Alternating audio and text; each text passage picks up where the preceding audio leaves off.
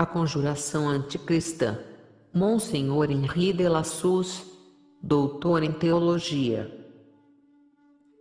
As portas do inferno não prevaleceram contra ela. São Mateus, capítulo 16, versículo 8.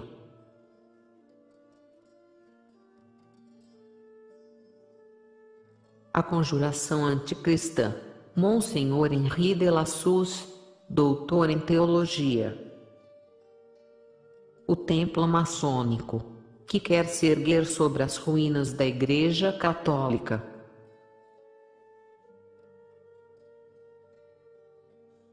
Tomo II, o agente da civilização moderna.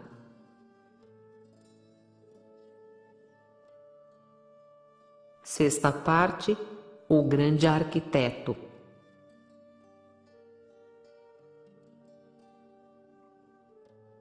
Capítulo 49, Satã, seu reingresso no mundo cristão. Existirá, acima dos maçons e acima dos mestres de obra, um ordenador supremo das demolições religiosas e sociais, um arquiteto do edifício a que elas devem dar lugar, o artista engenheiro do templo que deve se erguer sobre as ruínas da igreja. O conde de Antemar estabeleceu, na Revue Catholique des Institutions et du Droit, que o Ser Supremo na presença é sobre os auspícios do qual a Revolução proclamou os direitos do homem e que os estabelecer o culto da natureza não era, no pensamento dos principais autores da Declaração e da Nova Religião, o Deus que o céu e a terra adoram, mas Satã, designado por esse nome de Ser Supremo ou de grande arquiteto na linguagem cheia de mentiras e de obscuridades calculadas que as lojas construíram para ocultar aos profanos seus pensamentos e o objetivo que a seita busca. É a esse Deus que os verdadeiros iniciados querem erguer o templo simbólico no qual esperam poder reunir todos os humanos sob um mesmo cetro e um mesmo culto.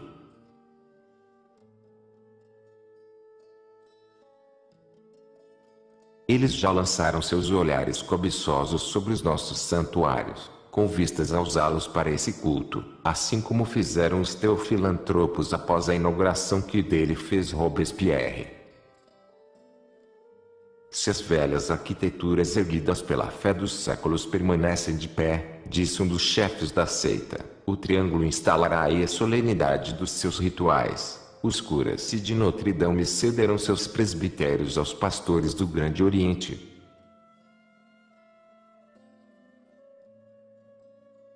E o Blatin, na segunda sessão da Convenção de 1883, nesses edifícios erguidos há séculos em todos os lugares para as superstições religiosas e para as supremacias sacerdotais, seremos talvez chamados, por nosso turno, a pregar nossas doutrinas. E no lugar dessas salmodias clericais que ainda ressoam serão os martelos de duas cabeças, as baterias e as aclamações da nossa ordem que farão retumbar as grandes abóbadas e os imensos pilares.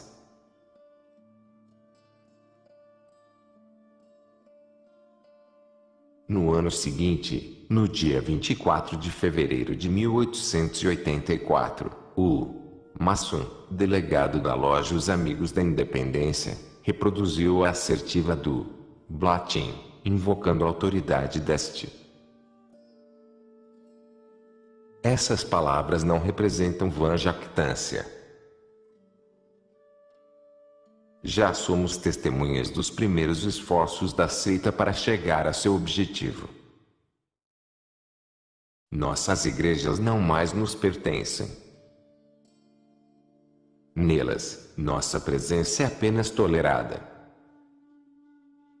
Quando cessar a boa vontade da seita, deveremos evacuá-las.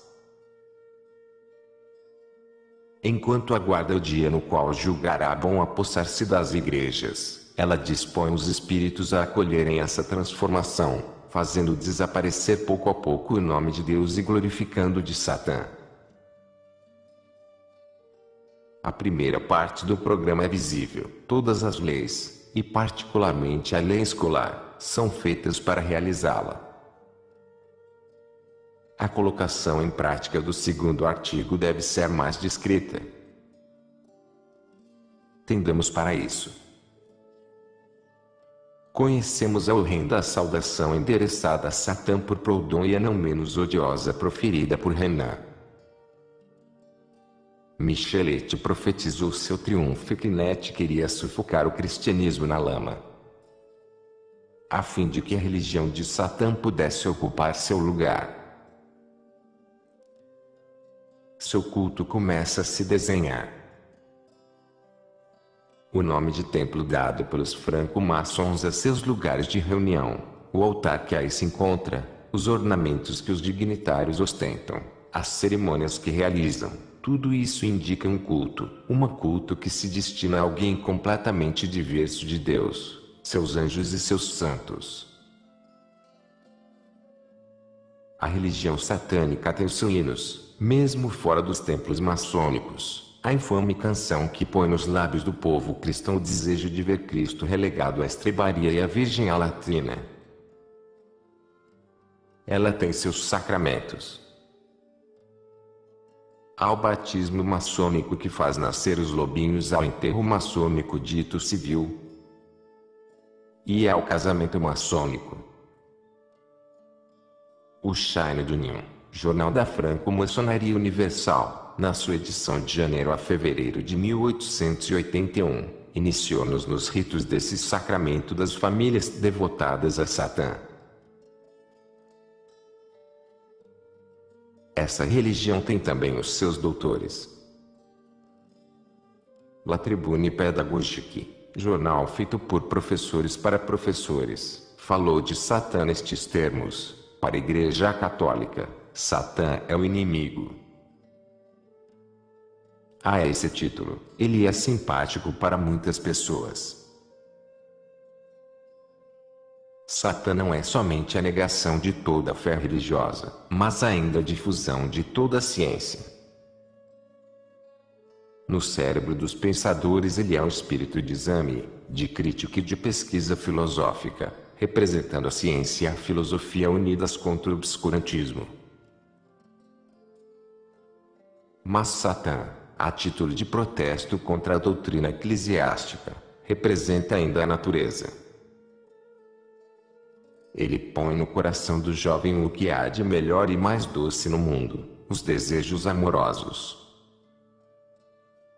Ele acende em nós todas as paixões generosas. Se valemos alguma coisa, é a ele que o devemos.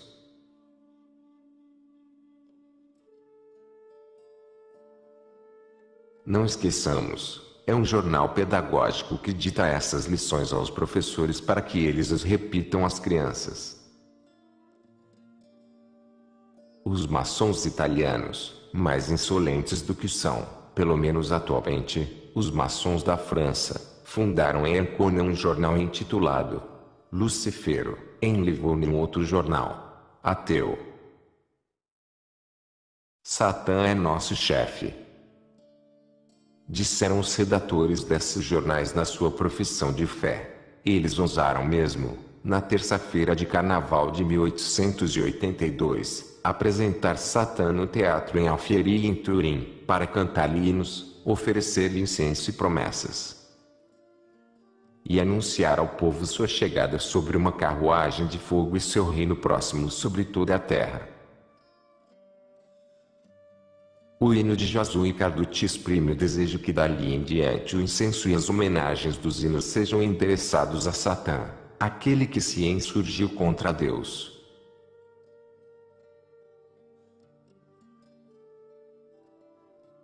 No dia 22, na inauguração do monumento de Mazzini em Gênova, foi conduzida em cortejo uma bandeira negra com uma estátua de Lúcifer na ponta da haste. Após essa demonstração, o Círculo Anticlerical de Gênova endereçou à Unità Cattolica de Turim uma carta na qual anunciava que se propunha a colocar, quando o momento chegasse, a bandeira de Satã sobre todas as igrejas da Itália, notadamente sobre o Vaticano. Novamente, em 20 de setembro de 1883, em dois bairros dessa mesma cidade de Gênova, em Caproni e em São Frutuoso, bandeiras negras nas quais tinha sido bordada a imagem de Satã triunfador foram conduzidas com grande pompa. O jornal Época disse no dia seguinte: grasnai quanto quiserdes, ó agonizantes corvos negros. Doravante vossas maldições, vossos sermões, vossas lendas não passarão de um eco de cavernas desertas. Satã não tardará a triunfar inteiramente.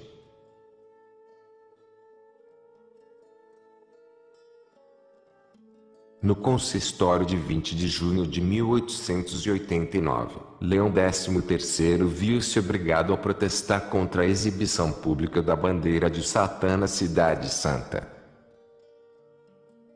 Foi em razão da inauguração da estátua de Giordano Bruno, monge apóstata e de costumes devassos. O culto de Satã procura introduzir-se por toda parte. Em outubro de 1905, um rico alemão residente nos Estados Unidos, Hermann Menz, levantou uma estátua a Satã sobre um montículo que se ergue no meio da sua propriedade de campo, a pouca distância de Nova York. A estátua tem 5 metros de altura, sem contar o pedestal. Ela representa Lúcifer acocorado como um fauno sobre uma pedra e prestes a pular sobre o mundo, sua cabeça estornada com os 2 chifres tradicionais e uma das mãos segura o cabo de um forcado. Hermann Menz distribui gratuitamente brochuras na qual proclama sua fé num diabo único.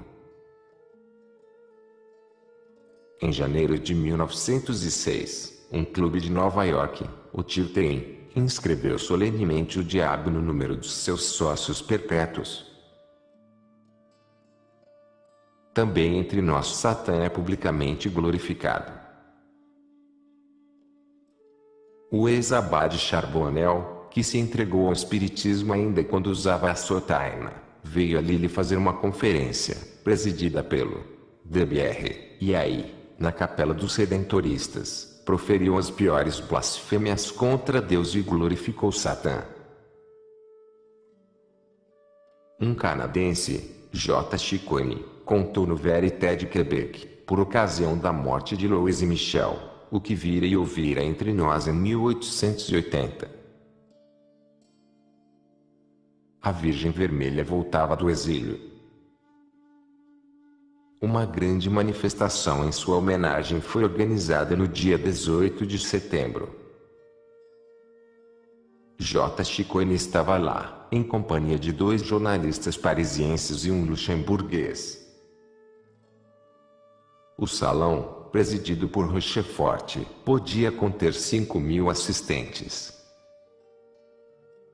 A frase de Blanqui, nem Deus nem Senhor, serviu de tema aos mais hediondos discursos. Um dos mais brilhantes sucessos oratórios da reunião foi alcançado por uma espécie de energúmeno que se fez apologista de Lúcifer. Se a lenda dos anjos rebeldes pudesse ser aceita, disse ele, o chefe deles deveria ser objeto de veneração. Ele foi o primeiro ser que soube resistir à autoridade. Ele pode ser o padroeiro de todos os que lutam pela liberdade e pela emancipação.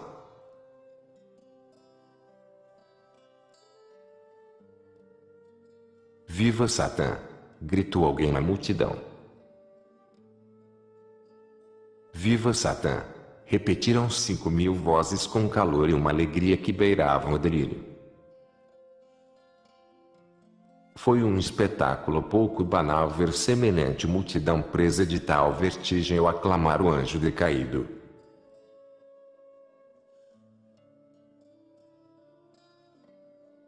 Antes de o populacho ter gritado, o mundo das academias, via seu jornal, o Jornal des Débats. Edição de 25 de abril de 1855. Reclamar a reabilitação do demônio. Dentre todos os seres outrora malditos, perdoados dos seus anatemas pela tolerância do nosso século, Satã é, sem objeção, o que mais lucrou com o progresso das luzes e da civilização universal. A Idade Média, que nada permitia a tolerância, fê-lo à sua vontade mal, feio, torturado. Um século tão fecundo em reabilitações de todas as espécies como o nosso não podia deixar de encontrar razões para escusar um revolucionário infeliz que a necessidade de ação atirou em arriscados empreendimentos.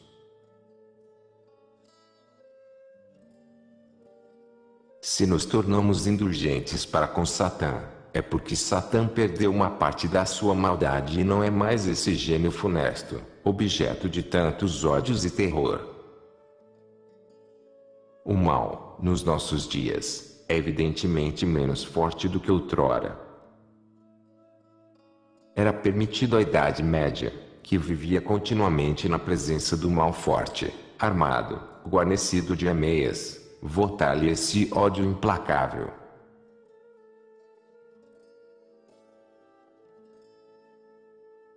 Nós, que respeitamos a centelha divina em toda parte em que ela reluz, hesitamos em pronunciar decretos excludentes, com medo de envolver em nossa condenação algum átomo de beleza.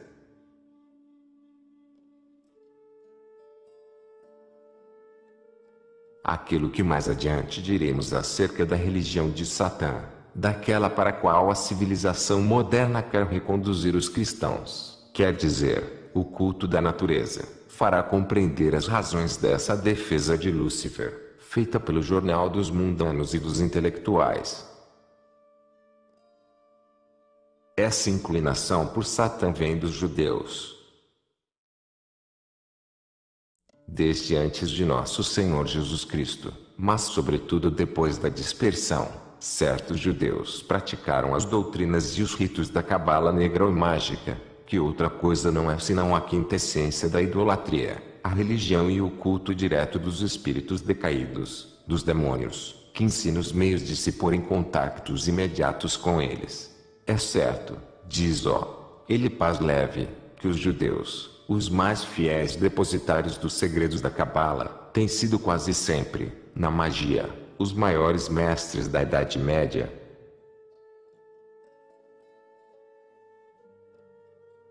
Não é sem razão que duas vezes, no Apocalipse, o fariseu e sua descendência foram denominados pelo divino Salvador de sinagoga de Satã. Quer dizer, igreja do diabo. Foi, pois, dos judeus que os franco-maçons receberam o culto que, no modo de pensar deles, deve um dia substituir o culto de Cristo. Seus chefes reais, diz Golgenot e diz Mousseau, vivem numa estreita e íntima aliança com os membros militantes do judaísmo, príncipes e iniciadores da alta cabala. Foram os judeus, diz também o professor de magia Eliphas Levi, depositários dos caldeus sabeístas saídos de chão, os quais, segundo uma opinião largamente aceita pela ciência mágica, eram os herdeiros da doutrina dos filhos de Caim, que nos ensinaram essa ciência.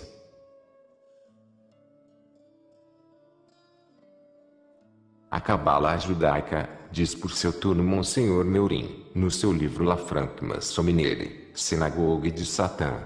E toda a sua obra foi escrita para provar essa afirmação. A cabala judaica é a base filosófica e a chave da franco-maçonaria.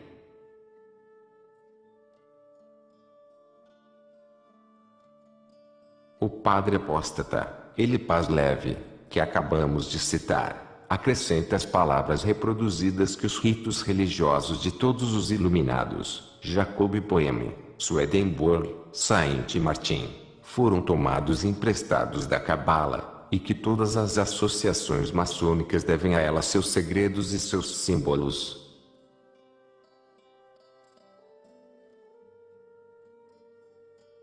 O Osservatore Romano não pensa de maneira diferente. No dia 1º de outubro de 1893 publicou um artigo sobre a franco-maçonaria no qual diz: a franco-maçonaria é satânica em tudo, na sua origem, na sua organização, na sua ação, no seu objetivo, nos seus meios, no seu código e no seu governo, porque ela se tornou uma só e mesma coisa com o judaísmo. E ela é mesmo a maior força e o principal exército do judaísmo, buscando banir da terra o reino de Jesus Cristo para substituí-lo pelo reino de Satã.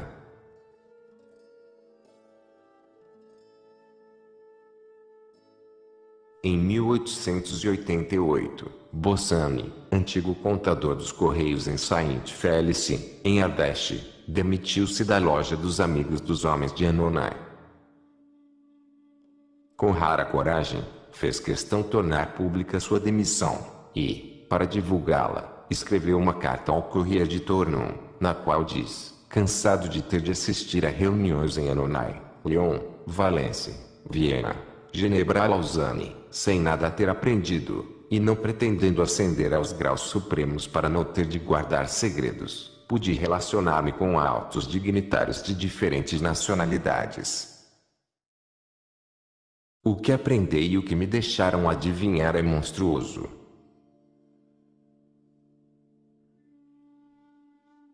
O culto maçônico é o culto de Satã.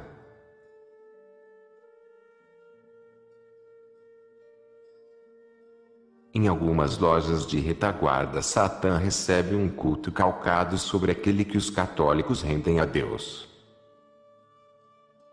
Ragon, um dos escritores maçônicos que mais desenvolveram a inteligência e o zelo, publicou em 1844, em Paris, sob o pseudônimo de Jean-Marie de Quinto, um livro intitulado La Merciete, Ses mystères comparés aos mystères anciens, ou Complément de la science initiatique. Através de uma subversão do que é verdadeiro, todas as partes da missa são aí apresentadas como adaptações cristãs das antigas cerimônias, retomadas pelas lojas de retaguarda. Todas as festas cristãs são comparadas às festas do paganismo. As ladainhas do Santo Nome de Jesus e as ladainhas da Santíssima Virgem são comparadas às invocações que acompanham as procissões pagãs. O Abade Ribet, na sua Mystique Divine, também diz, não há, entre os sabados franco-maçons e o dos bruxos, senão diferenças apenas acidentais, o fundo é o mesmo, a saber, o culto a Satã, a profanação das coisas santas, o transbordamento da impudicícia.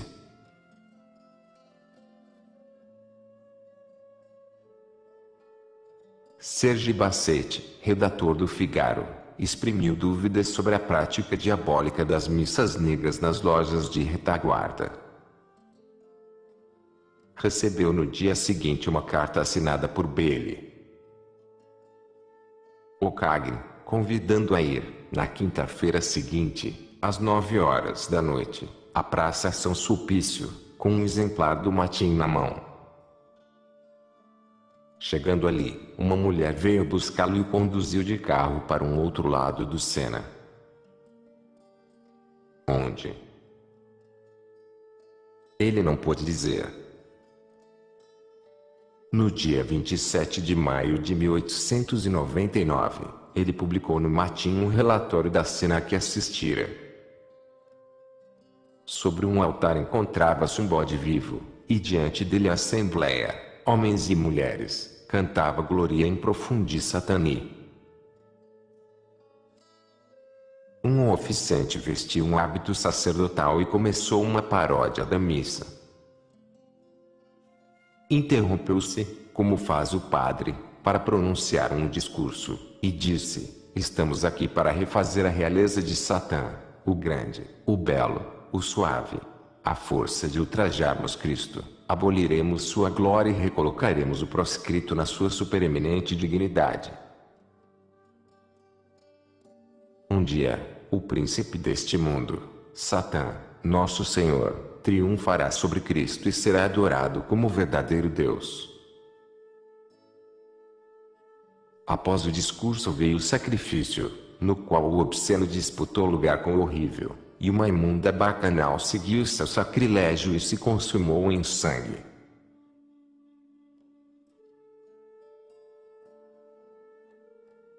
Satã quer sempre obter da parte dos homens a adoração que ele disputou desde o início.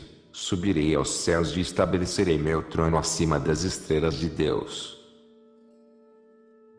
Assentar-me-ei na montanha da aliança, na extremidade do céu.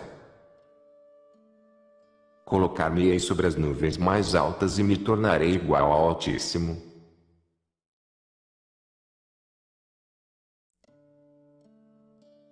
Ele obteve do paganismo o que desejava.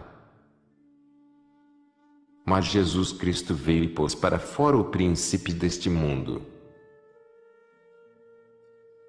Desde então ele não cessou de esforçar-se para reingressar no mundo. Para esse fim ele se tem servido principalmente dos judeus. Porque, como diz muito bem o padre Bonniot, o demônio não entra no mundo material senão com a permissão do proprietário ou do Senhor, o Senhor, Deus, o proprietário, o homem, ao qual Deus deu o mundo, terra dedit filiis hominum. Adão, com o seu pecado, abriu-lhe as portas. Jesus Cristo expulsou, egregetur foras. Mas sempre continua permitido ao homem chamá-lo, seja simplesmente para sua alma, através do pecado, seja através das relações externas, mediante o emprego de certas prescrições. Não é então Deus que desencadeia Satã, mas nossa impiedade ou nossa infidelidade. Os demônios jamais entraram e jamais entrarão no nosso mundo. Demonstrá-lo-emos mais adiante. Se não tanto quanto o homem quis ou venha a querer permitir-lhe o ingresso. Assim como ao redor dos fiéis, eles andam como leões que rugem em torno dos povos que não puderam reter sob seu jugo, para reconquistar seu antigo império sobre eles. O desejo deles é tornar o estado do gênero humano pior do que antes da vinda de Jesus Cristo. Lucas, capítulo 11, versículo 26. No momento atual eles são, por culpa nossa, mais numerosos e mais poderosos do que jamais foram depois do sacrifício do Calvário. É por isso que Leão XIII e Pio X nos fazem pronunciar diariamente ao pé do altar o exorcismo que tem por objetivo rechaçar para o inferno Satã e os espíritos malignos que Voltaire evocou com seu grito satânico tantas vezes repetido nas lojas. Existe um outro exorcismo, mais explícito, in Satano et Angelos Apostaticos, que foi editado por Leão XIII há 10 anos e confiado à piedade do clero. Provavelmente são muito pouco numerosos aqueles que o rezam, ou aqueles que só raramente o recitam.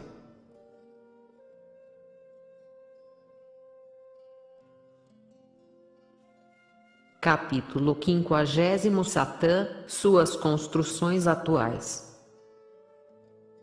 Primeiro, a gnose. Satã, expulso do nosso mundo pela cruz do Divino Redentor, é chamado pelos nossos contemporâneos e retorna. Ele retorna não somente para tentar os homens individualmente, mas para restabelecer seu império sobre a raça humana, para reconstituir seu reino. Vimos nos capítulos precedentes uma multidão de associações, muitas das quais cobrem todas as partes do globo, ocupadas, sob sua inspiração, em destruir a religião cristã, atacando sua estrutura, quer dizer, tentando fazer desaparecer toda a verdade dogmática, tudo o que constitui a religião revelada, a ordem sobrenatural. Existem outras associações, bem recentemente instituídas, que começam a erguer o culto e a religião de Satã. Assim como havia, nos tempos do paganismo, um culto secreto e uma doutrina esotérica pertencente apenas aos iniciados, os quais comunicavam ao vulgo que este podia suportar e davam satisfação aos seus instintos religiosos no naturalismo, vemos hoje renascer práticas e dogmas que constituem e constituirão para os iniciados uma religião propriamente luciferina, enquanto o público é e será levado pouco a pouco a uma religião simplesmente natural. Falaremos mais adiante acerca dessa religião natural. Devemos ocupar-nos agora, em 2 capítulos, da religião satânica, a gnose e o espiritismo. Como disse Georges Bois, advogado no Tribunal de Justiça de Paris, a franco-maçonaria não é senão a mais comum e mais vulgar das iniciações praticadas ao nosso redor. Existem diversas outras mais discretas, mais profundas, de recrutamento mais selecionado. Se percorrermos Paris ou algumas grandes cidades, com os olhos bem abertos, não poderemos deixar de ver aqui e ali, muito frequentemente, os vestígios quase cultuais, se assim podemos dizer, de um demonismo que já não é mais secreto.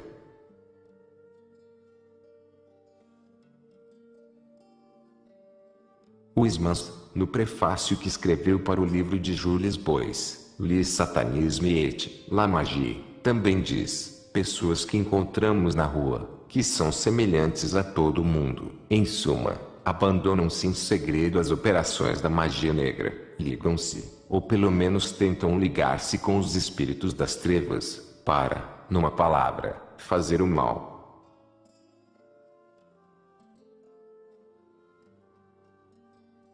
Após ter falado dos roubos das hóstias, cujos relatos recolhi à medida que apareciam nas semaines religiosas, Huysmans pergunta: são pessoas isoladas ou associações demoníacas que ordenam essas perversidades ou tiram proveito delas? Estamos diante de satânicos ou de luciferinos? Ele opina pela seita dos luciferinos ou dos paladistes, que engloba, diz ele, o velho e o novo mundo, que possui um antipapa com sua cúria que está na persecução desse objetivo, abater o catolicismo por toda parte e preparar o reino do anticristo.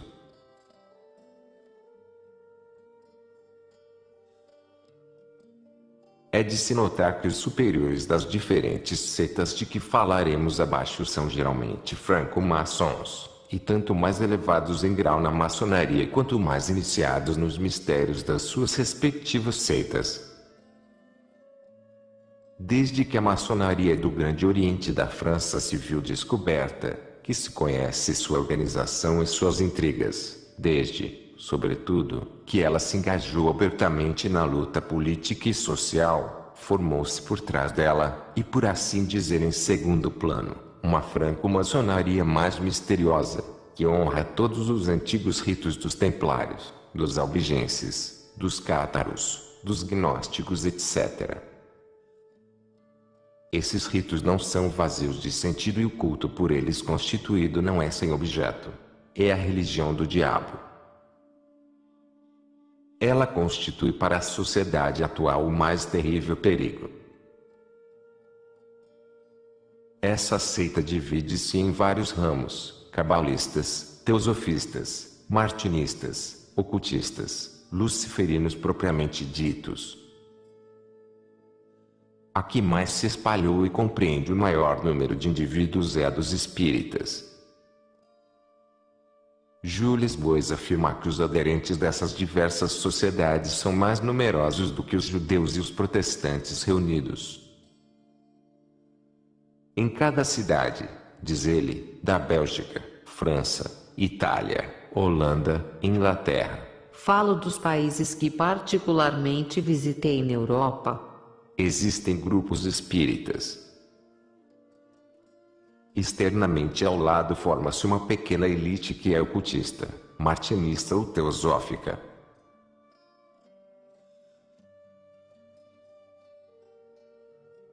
O ocultismo foge às definições precisas. Podemos dizer que é uma filosofia mantida secreta, geralmente expressa através dos símbolos. A magia é a filha do ocultismo. Magos e ocultistas usam procedimentos que pretendem científicos para se colocarem em relacionamento com os poderes ocultos. Os jovens são atraídos a essas associações pela curiosidade de experiências que, pensam eles, vão lhes permitir a descoberta das forças desconhecidas da natureza.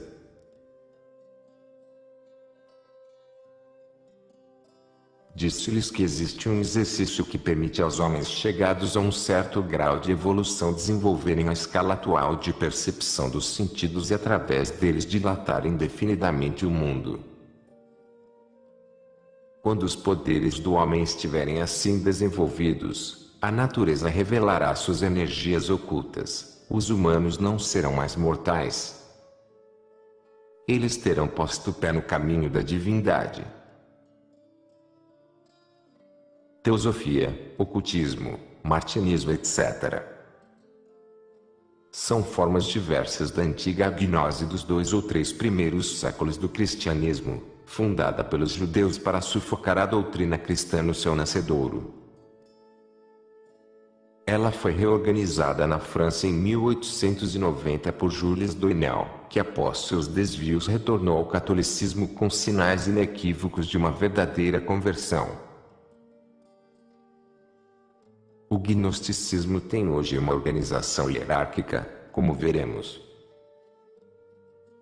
Tem também uma doutrina renovada da antiga gnose.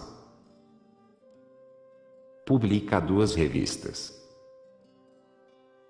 A Gnose, revista mensal das ciências esotéricas, é o órgão de um grupo gnóstico dirigido pelo Dr. Fabre des Essarts, que se diz sucessor do falecido Doniel e se faz chamar de Synesius, arcebispo de Paris e bispo de Montsegur. O Réveil Gnostique, outra revista editada bimestralmente, é o órgão do Dr. J. B. Bricaud, que se diz, Sua Beatitude João II, soberano patriarca. A sede deste órgão fica em Lyon. A maioria dos iniciadores desse movimento gnóstico é constituída de lioneses. Os gnósticos fundaram diversas livrarias para divulgar suas publicações e todas aquelas que se lhes relacionam, isto é, a reedição ou tradução das antigas obras heréticas. Para ser admitido na gnose é preciso confessar os 2 dogmas fundamentais da gnose restaurada: a fé na emanação e a salvação através da ciência. Gnose. O dogma da emanação é oposto ao de um Deus criador. A salvação através da ciência é oposto da salvação através da fé. Entra-se na igreja agnóstica pela imposição das mãos do bispo gnóstico. Os que a receberam são chamados de pneumatistas. Existe um 2º grau, o do diaconato, e um 3º, o episcopado. O bispo é eleito pela Assembleia dos Fiéis e dos Diáconos. Sua eleição é submetida à aprovação do Altíssimo Sínodo, composto por todos os bispos e todas as sofias. Mulheres elevadas em grau na gnose. O bispo tem por presidente vitalício o patriarca agnóstico, chefe temporal da igreja gnóstica, da qual a Sofia Celeste, leia-se Lúcifer, é o chefe espiritual e invisível. O bispo eleito recebe seus poderes de jurisdição através de uma sagração. Cada bispo governa a sua diocese composta de vários grupos aos quais são propostos um diácono e uma diaconisa. O patriarca se corresponde com os poderes maçônicos que o reconhecem. E eles têm um culto cuja descrição seria inútil fazer aqui. Basta dizer que o ritual gnóstico está impregnado de liturgia católica. As fórmulas católicas mascaram a obra luciferina. Lúcifer entendeu de atribuir a seus textos sagrados a oração que não se deve dizer senão a Deus. As cerimônias católicas são adaptadas ao dogma valentiniano. Os ornamentos episcopais dos quais os gnósticos se utilizam oferecem mais de um ponto de semelhança com os dos legítimos prelados. A teosofia diz-se a própria essência das religiões passadas, presentes e futuras. Seu escritório central fica em Londres. Ela se espalhou pouco a pouco pelo globo, na Índia, Áustria, Nova Zelândia, Estados Unidos, Holanda, Inglaterra e França. A seção francesa tem sua sede na rua de La Bourdonnais, 59. Compreende 25 ramos e um certo número de centros em atividade. Publica o Bulletin de la Section Française de la Société Théosophique.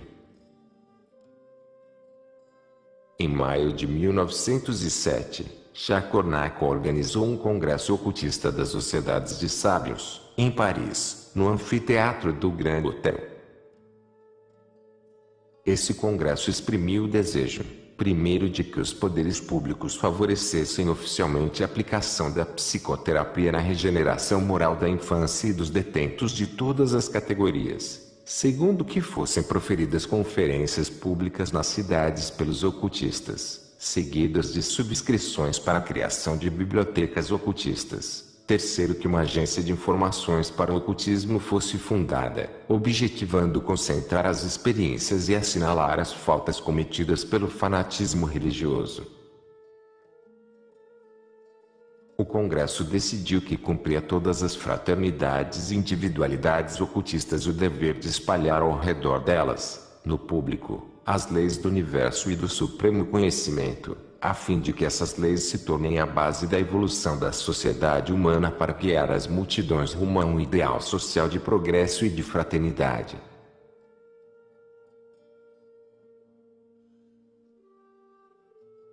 Resolveu aumentar os meios de propaganda dos estudos das ciências ocultas, e isso através de todos os meios possíveis.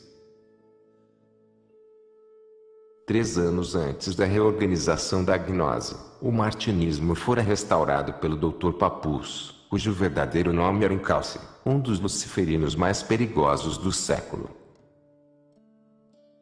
O martinismo fora fundado em 1754 por um judeu português, Martinez de Pasquely. Seu primeiro discípulo tinha sido Louis Claude de Saint-Martin, o que fez com que a seita tivesse dupla razão para chamar-se martinismo.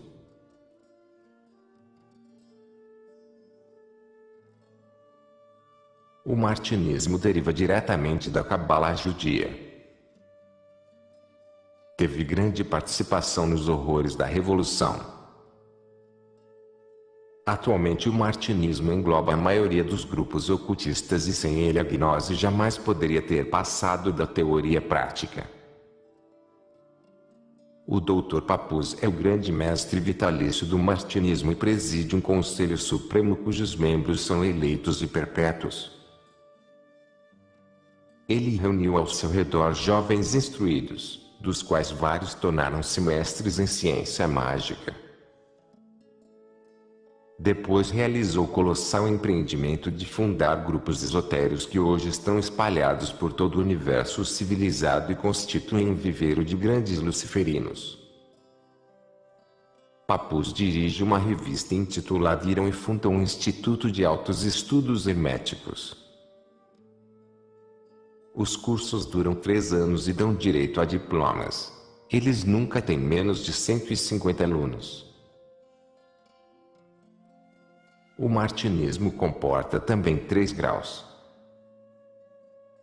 O que confere poder à ordem é o fato de o iniciador não poder ser conhecido senão de 2 pessoas, aquele que o iniciou e aquele que ele inicia. Assim se estabelece a cadeia do silêncio tão necessário às associações ocultas. No próprio seio da ordem, muitos dos não chegam a conhecer senão um pequeno número deles. O iniciador tem por dever não perder de vista aquele ou aqueles que ele iniciou. Afora esses 3 graus, a ordem compreende um outro, que constitui uma espécie de ordem terceira martinista. Os iniciados nessa ordem terceira pululam no mundo parisiense. Ela abre as portas dos salões, das revistas, dos jornais ao martinismo e prepara a sua ditadura sobre o mundo universitário. Essa ordem terceira é chamada dos Rosicrucians. Ora, existe uma sociedade que se intitula Irmãos Rosa Cruzes da Rosácea. Ela tem como órgão uma revista mensal fundada em 25 de outubro de 1906, Les Entretiens Idealistes, que se afirma claramente católica e pretende mesmo combater o modernismo. Ver a declaração no alto da edição de 25 de janeiro de 1910. E no entanto basta ler seus principais artigos, notadamente os do seu diretor, Paulo Willaud, para verificar que ela ensina todos os erros dos neognósticos e dos teósofos. Ademais, a revista não dissimula sua simpatia pelas ciências ocultas, anuncia remessa gratuita a seus leitores de importantes catálogos de livros sobre as ciências ocultas. Numerosos católicos são seduzidos sobretudo por esta afirmação que já encontráramos nos lábios de Weishaupt: todas as religiões, sem excetuar a religião católica, têm um ensinamento esotérico. E é essa doutrina secreta de Jesus Cristo, hoje desconhecida da Igreja oficial, que se trata de comunicar para iniciar na verdadeira sabedoria, na gnose, e preparar a vinda do verdadeiro catolicismo, da religião verdadeiramente universal. Eis o que é soberanamente digno de atenção. No caderno 40º, Pierre de Crisinoy faz, acerca dos discursos de São Marcos Sanguinier, que acabavam de ser publicados em volume, um elogio cheio de exageradas adulações ao autor. Deve-se comparar esse caderno com o de 25 de maio de 1909, no qual se encontra o relatório do Congresso do Ceylon. Por seu turno, o Revue Démocratique de 13 de junho de 1909, respondendo aos cumprimentos de Paulo Willaud, deixa-nos saber que a revista Les Entretiens Idealistes é o órgão de um grupo de irmãos ditos Rosa Cruzes da Rosácea. Jamais a revista de Willaud deixar escapar essa afirmação. Deu-se a saber ao Ceylon aquilo que os leitores e assinantes do Entretiens Idealistes ignoram, se não são afiliados. Queiram ter a bondade de comparar agora uma brochura de Maurice Bouet de Villiers, intitulada Les Secrets de la Rosicruix, que faz parte da biblioteca des Entretiens Idealistes. Queiram comparar essa brochura com o livro de Marc Sanguinier, La Vie Profonde. É o mesmo estado de espírito, o mesmo idealismo mórbido, o mesmo erotismo macabro. Comparem-se as poesias tão frequentemente publicadas no Entretiens com as teorias do Ceylon sobre a castidade, sobre o amor. Existe identidade de fundo e de forma, e dir-se-á que veus et visions da Vie Profonde, que tinham parecido somente obra de um espírito doente e de uma imaginação desregrada, tornam-se o indício de uma iniciação, pelo menos parcial, em mistérios abomináveis. E através do caráter idealista da democracia do Ceylon que se unem os celonistas e os Rosa-Cruzes. Os gnósticos veem na aspiração tão ardente quanto vaga dos celonistas relativamente ao progresso da democracia uma corrente favoráveis às suas ideias de ascensão rumo à ciência e à gnose. Os celonistas sofrem a influência dos teósofos e dos gnósticos quando sonham com a ascensão da democracia em direção a um ideal de virtude que a tornará verdadeiramente capaz de governar a si própria. Basta ler o número de janeiro a fevereiro de 1910 do Revue Gnostique para perceber a que ponto esses heréticos esperam e predizem uma nova idade de ouro. São essas tolas esperanças, semeadas no povo através dos 1000 órgãos das seitas, que explicam como os chefes socialistas podem impunemente prometer reformas evidentemente quiméricas. A multidão acredita numa nova ordem de coisas quase messiânica e vê no progresso democrático a aurora da felicidade paradisíaca reencontrada. No momento em que escrevemos, o Silon anuncia que acaba de se reorganizar. Ele permanece o que era, menos uma organização do que um espírito. E vê-se que espécie de espírito. Que poderosa alavanca contra a sociedade cristã Satã tem em suas mãos, por intermédio de todas as sociedades sobre as quais acabamos de chamar a atenção. Resta-nos falar sobre os espíritas.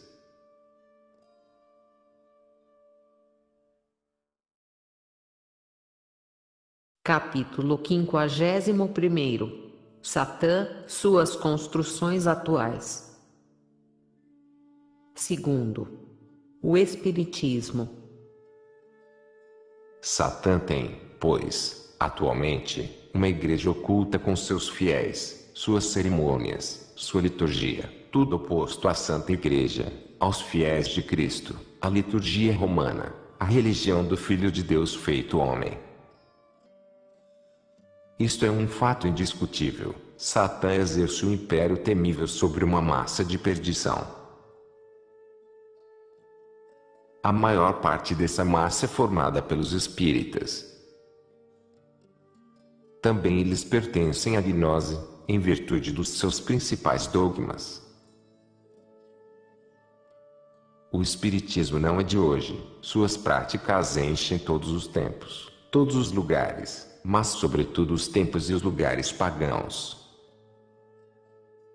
Cícero diz-nos que seu amigo Ápio fazia das consultas aos mortos sua prática habitual, e que, nas vizinhanças de Arpínia ficava o lago Averne, do qual se faziam surgir do seio das trevas os fantasmas dos mortos ainda completamente ensanguentados. Por toda a parte havia oráculos aos mortos. Eles eram evocados às margens do rio Aqueron, na Tesprotia, em Figateia, na Arcádia, no Cabo Tenare, em Heracleia, no Ponte, em Cumes. Não era somente o populacho que punha fé nessas práticas. Periandro, um dos 7 sábios, manda consultar a alma de sua mulher, que ele fizera degolar. Pausanias evoca, ele próprio, a alma de uma jovem que lhe matara. Os magistrados de Esparta fazem evocar através dos necromantes de Tessália a alma desse mesmo Pausanias. Libo Drusus é condenado à morte por Tibério por ter tido cometido um crime de lesa majestade enquanto se entregava à necromancia. O gramático Apion evoca o espírito de Homero para interrogá-lo sobre sua pátria e seus pais. Essas mesmas evocações foram praticadas na Idade Média pelos bruxos e pelos magos. Em nossos dias essas evocações assumiram uma frequência, um desenvolvimento e uma importância que autorizam as mais inquietantes previsões. O Espiritismo pode, pois, ser definido como um sistema de relações extranaturais dos homens com os puros espíritos. O Espiritismo possui emprega os meios de superar, à vontade, diz ele, a barreira que separa nosso reino humano daquele dos puros espíritos, e é a coordenação mais ou menos feliz desses meios que constitui todo o sistema do Espiritismo. Certamente os casos de engano e de erro são frequentes, mas os fatos bem caracterizados como extranaturais são tão numerosos que não podem ser contados e foram tão perfeitamente observados que não é possível a dúvida a esse respeito. Procura-se revesti-los com uma aparência científica, ou rejeitá-los em bloco para o domínio da prestidigitação. Seguramente existem fraudes. Mas, diz o Dr. Grassetti, é falso concluir que todos os médiuns fraudam e que um médium convencido de fraude em certos casos necessariamente fraude em todos os casos. De outra parte, os fenômenos espíritas não podem ser reproduzidos à vontade, o que não permite sejam classificados no domínio da ciência. Não se lhes podem aplicar os procedimentos habituais e rigorosos do controle científico. Primeiramente, é necessário um médium. Ademais, quando se tem o médium, nem sempre a experiência é bem-sucedida, há um mistério no determinismo que multiplica os fracassos. Os fenômenos são rebeldes à disciplina. Diz Maxwell. Em condições idênticas, diz Charles Richet, essa incerteza dos resultados lança a incerteza sobre a própria ciência.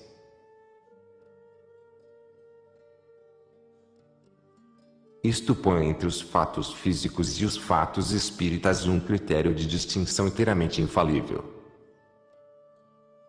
Os primeiros são produzidos somente pela natureza ou pela intervenção do homem que comanda e obedecendo-lhe, quer dizer, que obtém suas manifestações através dos procedimentos que imitam a própria ação da natureza.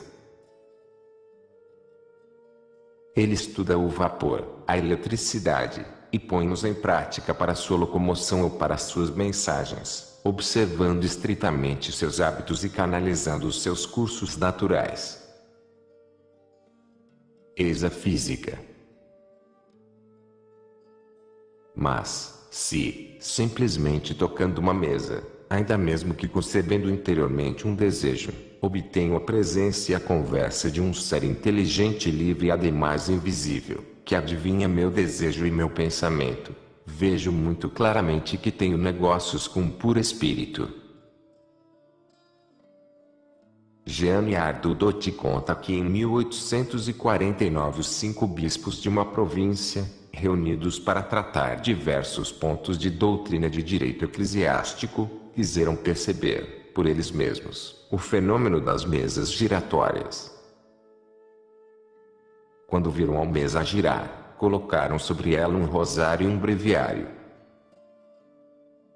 A mesa arremessou esses objetos com furor. Depois ela empurrou até a porta o bispo do lugar. O pensamento de Satã parece bem ser manifestar-se nos nossos dias mais do que tenha feito em qualquer outra época do cristianismo, mas sua tática é abrigar-se atrás do silêncio. 1000 sábios, matemáticos, físicos, químicos, etc., entraram no domínio do oculto com o pensamento de submetê-lo às suas experiências e aprender suas leis. Essa esperança que Satã faz nascer, entra bem no seu desígnio, que é, como veremos na última parte desta obra, reconduzir o homem para a ordem puramente natural e aí encerrá-lo, ao mesmo tempo em que o domina. Foi na América, no ano de 1847, que, pela permissão de Deus e por motivos da sabedoria infinita que não nos é dado penetrar, o príncipe das trevas recomeçou, na época atual, essa longa série de manifestações que deveriam se estender por todo o mundo e sobre as quais a última palavra está longe de ser dita. A família Fox, instalada numa casa de Iderville, pequena cidade do estado de Nova York, recebeu em março a visita de um espírito que fez a casa ressoar com golpes misteriosos. Inicialmente espantados e mesmo aterrorizados, os habitantes da casa assombrada deixaram-se logo subjugar pela curiosidade e interrogaram. Aos estalos dos dedos das moças responderam estalos de dedos.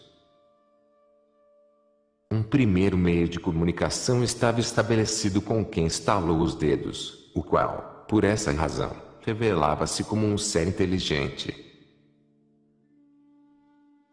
A família Fox muda-se para Rochester, o espírito a segue e conquista nessa cidade um campo de operações mais vasto, um número maior de testemunhos que logo se tornam apóstolos, porque ele segue, entre eles, aqueles aos quais se manifestou uma primeira vez e multiplica assim os teatros de suas manifestações. Não precisamos contar aqui as diferentes formas que essas manifestações adotam, nem os diferentes meios de comunicação e de conversa que os espíritos sugeriram sucessivamente aos que se punham em comunicação com eles. Queremos apenas seguir o espiritismo na sua extensão. Em 1853, isto é, 6 anos após a primeira manifestação, 500.000 pessoas mantinham, na América, correspondência seguida com as almas dos mortos e relações entre si através de 12 revistas ou jornais. Há alguns anos, segundo o cálculo de Babinett, havia, apenas na América, 60.000 médiuns. Em 1855, Harding e Button estimavam o número de adeptos em 12 milhões, só na América. Um pouco mais tarde, o juiz Edmunds, senador e presidente do Tribunal de Justiça de Nova York, acusava 3 milhões de novos aderentes. Quantos eles são hoje? Não seria exagerado calcular, a partir de 1870, o número de espíritas em 20 milhões. O que faz a extraordinária aceitação do espiritismo, observa Jules Boyce, é a sua taumaturgia próxima, popular. Tudo se torna simples. Deus para todos, segundo a dose de cada um. Deus democrata. Os espíritas têm congressos internacionais. Eles foram realizados em Bruxelas, em 1884, em Barcelona, em 1886, em Paris, em 1889. Em 1889, centenário da Revolução, o Congresso reuniu-se no Grande Oriente, nova prova das relações secretas entre a franco-maçonaria, os judeus talmúdicos e Satã. O Congresso do Centenário contava 500 membros. Para o Congresso de 1900 foram convidados, por um abade julio, todos os católicos dos dois mundos, padres e leigos, que não podem permanecer alheios à renovação científica que conduz a humanidade rumo ao fim glorioso que lhe mostrou o Divino Mestre.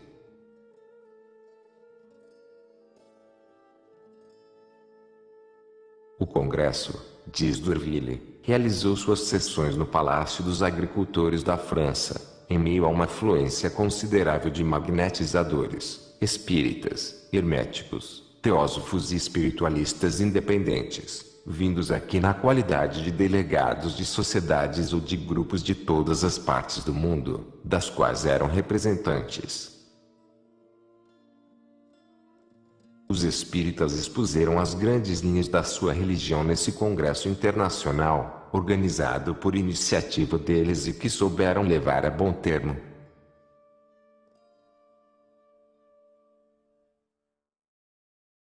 Denis, que já havia presidido o congresso de 1889, foi novamente encarregado de presidir o de 1900.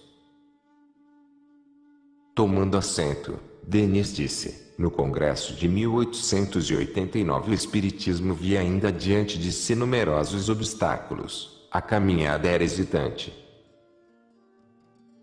Hoje, o número de adeptos multiplicou-se, o público e a imprensa estão curiosos. Há adeptos do espiritismo no mundo da ciência e nas classes mais altas da sociedade. Os poderes ocultos estão trabalhando, e eles sustêm a ação dos homens. Após o período de difusão deve vir o período de organização.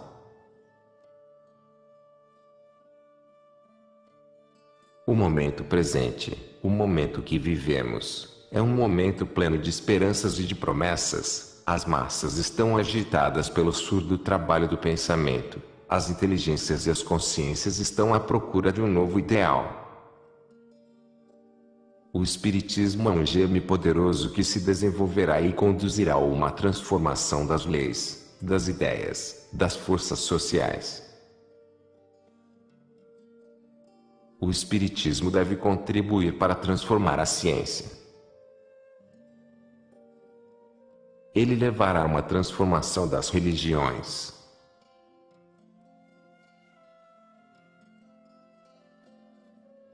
O mesmo ocorrerá com o ensino. Ele influenciará poderosamente na economia social e na vida pública.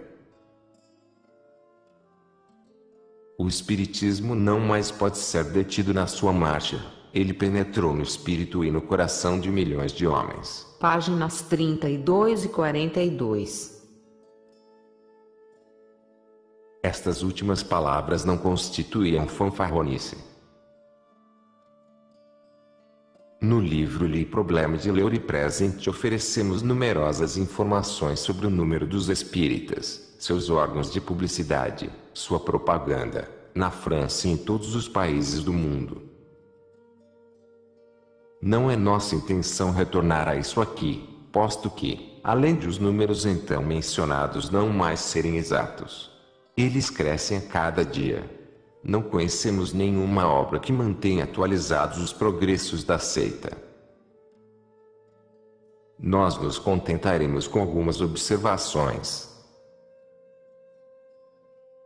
A Terra está, pois, coberta de espíritas. E eles são encontrados por toda parte, em todos os continentes, penetram em todos os meios e prestam seu concurso a todas as obras de Satã. A gnose foi recrutada de suas fileiras, entre os espíritas inteligentes, letrados, pertencentes às funções liberais ou à alta sociedade.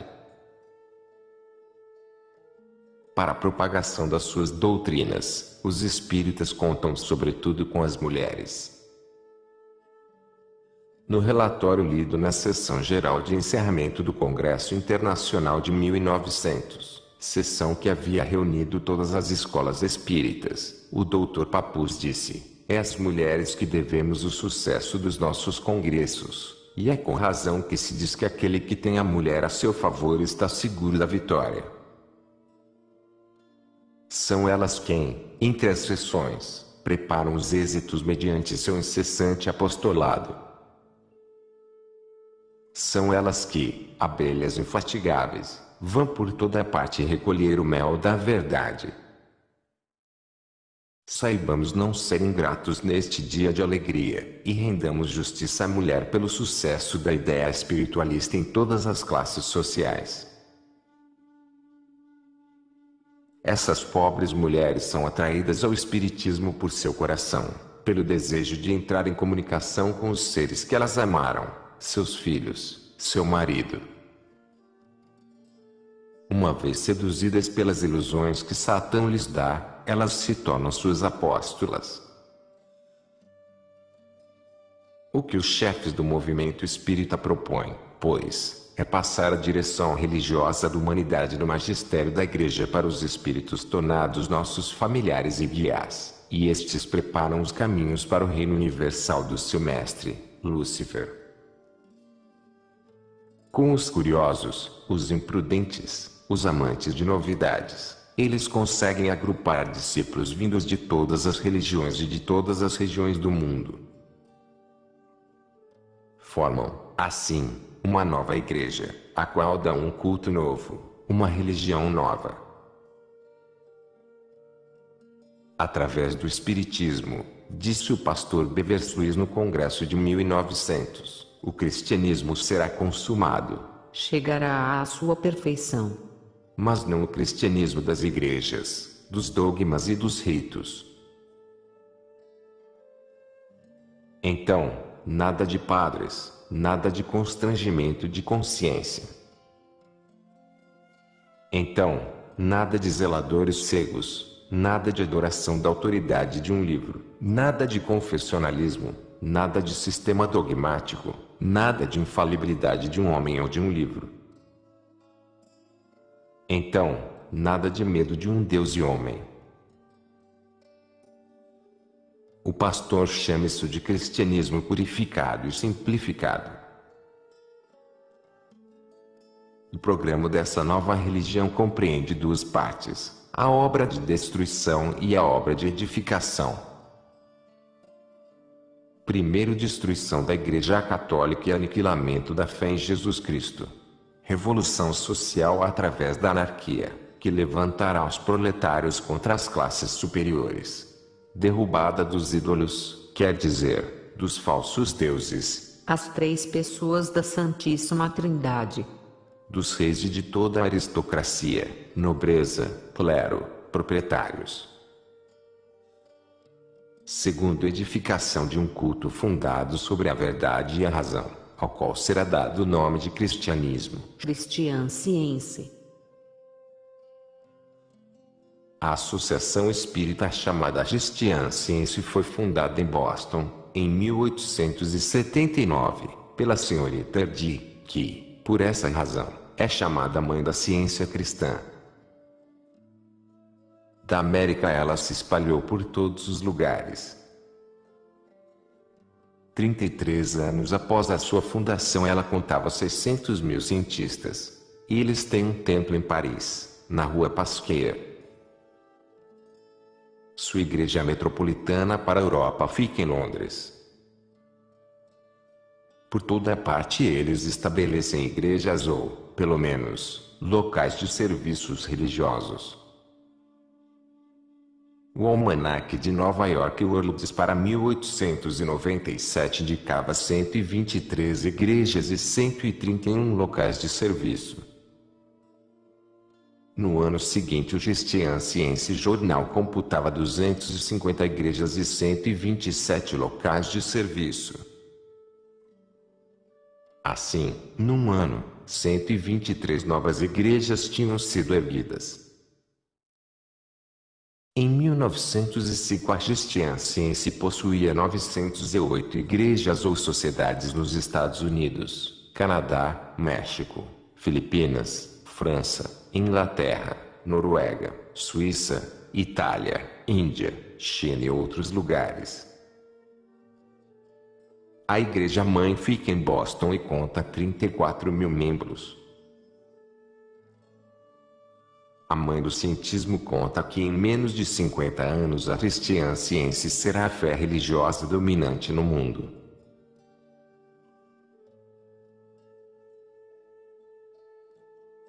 O nome de cristã dado a uma seita que se propõe, primeiramente, destruir a religião de Nosso Senhor Jesus Cristo parece bastante surpreendente, mas as explicações dão a entender que o Cristo da ciência cristã não é diferente do Espírito Universal ou do grande agente mágico.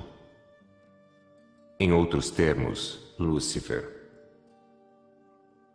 A ciência cristã é, pois, propriamente a religião de Satã, para a qual todas as evocações espíritas devem tender.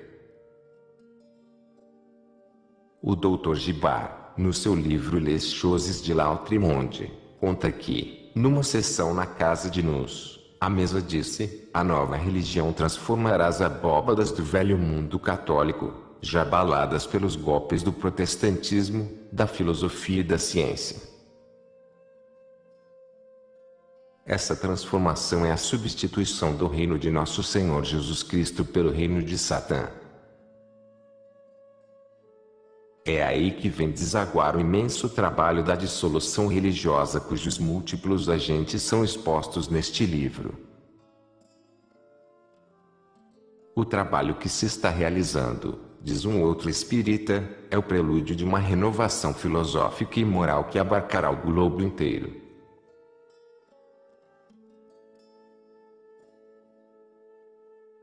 Assim, como Monsenhor Merrick verificou, os espíritos evocados fazem os maiores esforços para dar aos espíritos do mundo inteiro esta palavra de união, ódio à Igreja Católica, a eterna inimiga que é preciso destruir.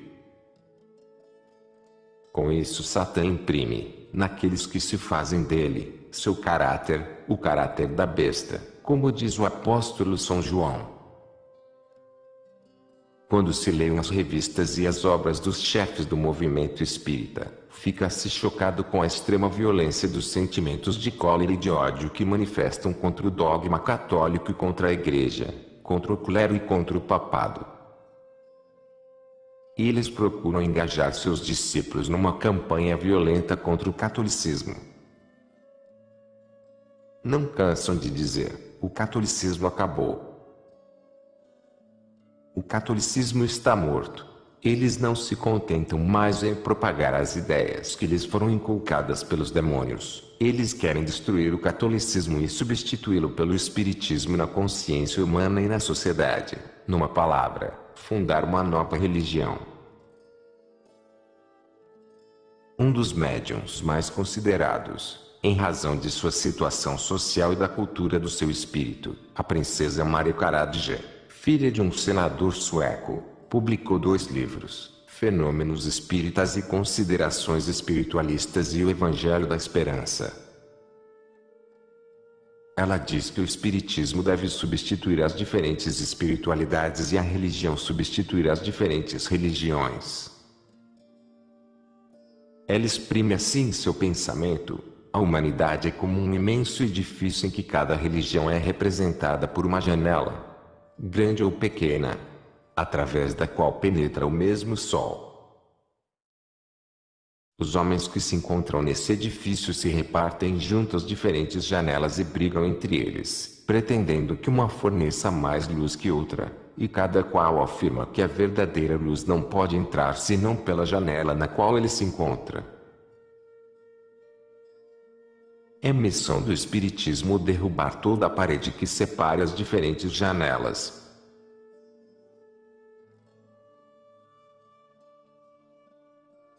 Derrubar todas as paredes. Quantas vezes ouvimos essa palavra sair de todas as associações que Satã emprega para derrubar a Igreja de Jesus Cristo e edificar seu templo sobre suas ruínas? 2 coisas estão por fazer, disse o Espírito que revelou a Allan Kardec a missão que lhe dava: demolir e construir. Quantos demolidores vimos em atividade no curso deste estudo? Quer se ouçam ou não se ouçam nos diferentes pontos do canteiro de obras de demolição em que cada qual está colocado, eles obedecem a um mesmo Senhor. Um general, que se assina A, publicou, faz alguns anos, na Revue Scientifique, Morale do Spiritisme, uma comunicação reproduzida pela Revue du Monde Invisible, edição de maio de 1902. Foi dito que os espíritos evocados são os arquitetos do edifício do futuro e que eles deixam aos operários o cuidado de estabelecer-lhe as pesadas fundações.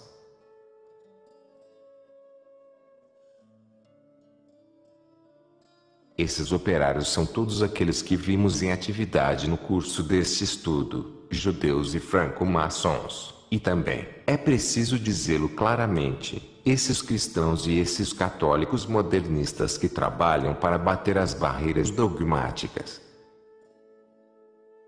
Todos esses que atacam a fé católica, queiram ou não queiram, fazem parte do exército do mal, trabalhando sob as ordens de Satã para restabelecer seu império derrubado pela cruz e fundar seu templo, sua igreja, que ele pretende universal, verdadeiramente católica. Satã triunfará. Conseguirá erguer templos em todos os pontos do universo e fazer-se aí adorar por todos os homens. Verão os judeus, logo, o Messias temporal que pedem com seus desejos há 2 ou 3 mil anos, render-se enfim às suas orações e dar-lhes o império sobre todo o reino humano. Conseguirão os franco-maçons fazer passar o nível igualitário sobre todas as cabeças e sobre todas as consciências. Poderão realizar seu sonho de paz universal pela supressão de todos os dogmas que levantam fronteiras no mundo das almas e pela desnaturação de todas as nacionalidades que estabelecem outras fronteiras entre os interesses temporais. Eis a questão que se coloca no ponto do estudo a que chegamos. Não há certamente problema de interesse mais pungente. Pode-se acrescentar que não existe problema mais perturbador, para quem considera o que já foi feito na ordem das ideias e mesmo na ordem dos fatos. Ele se torna angustiante quando o espírito se eleva na contemplação da marcha do mundo na época em que estamos e da velocidade acelerada que tomam os acontecimentos. A resposta não pode ser dada com segurança. Ela depende dos conselhos da sabedoria divina e também da conduta da liberdade humana, coisas que nos são desconhecidas, que podemos apenas imaginar. No entanto, é possível conjecturar. Mas para fazê-lo com coerência e com esperança de alcançar uma solução plausível, é necessário considerar as coisas, não diríamos de um pouco mais alto, mas de muito alto. Nosso estudo sobre o antagonismo entre a civilização cristã e a civilização moderna levou-nos a afirmar que o demônio representa um papel nesse contexto. Vimos as sociedades secretas se multiplicarem, recrutarem inumeráveis adeptos e abrirem-se todas as relações com ele. Vimos as sociedades mais ocultas dominarem e dirigirem a franco-maçonaria, e a franco-maçonaria governar os estados e dar o impulso a todo o movimento modernista. Satã é, pois, o primeiro motor da civilização moderna, enquanto oposta à civilização cristã. Porque como ele assumiu esse papel? A que ele se propõe? É a resposta a essa dupla questão que nos permitirá conjecturar qual pode ser a saída da situação atual, situação tal que permite dizer com razão: o mundo não pode permanecer nesse estado.